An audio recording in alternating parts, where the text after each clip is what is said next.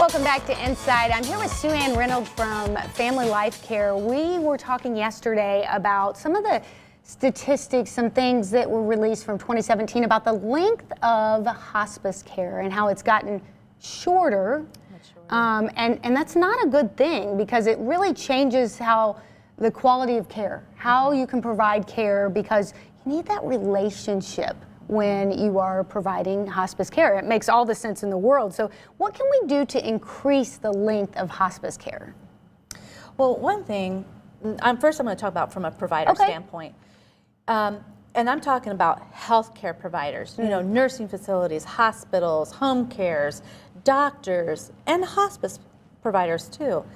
You know, we have to get back to what is important for the individual. Yes. And the families, not from what's important as a provider. Yes.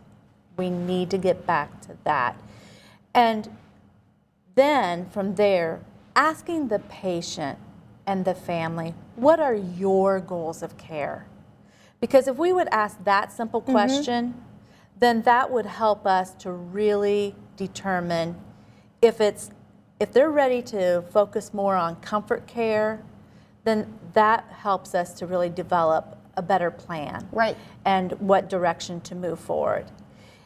The other is, I think as we're getting more savvy, we've got the internet at our fingertips. Yes. And even for some of our family members, and I'm going to say little older adults, even some, me a little bit, if we're not comfortable with researching the internet for those kind of answers on end-of-life care, whether it's symptom management or, where do we go from here when we've been diagnosed with a serious or end-of-life diagnosis, even if we're not ready yet for hospice. Yes. We need to be proactive. We need to start looking in and researching some of those things so that we know about it ahead of time before it happens to us or a loved one.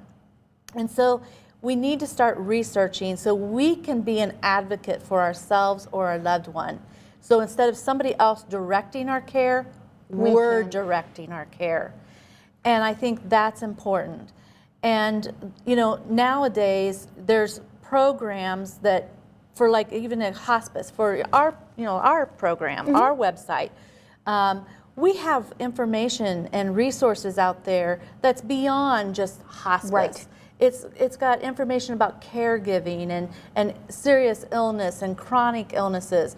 So don't be afraid that if you're Googling information, it's not just going to be about end of life. End of life. It's so much more.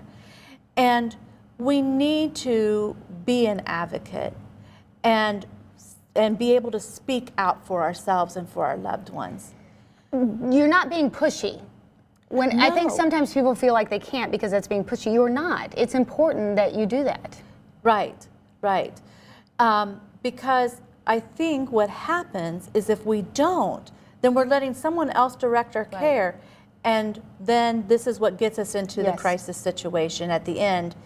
And not only does it hinder basically our end-of-life journey for ourselves or for our loved ones, but for those that go through the grief afterwards, many times it can give us more complicated grief. Right.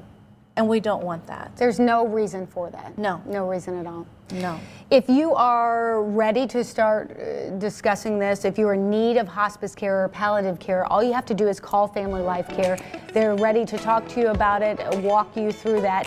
800-355-2817, or their website is a wealth of knowledge, great resource for you. FamilyLifeCareIN.org. We'll be right back.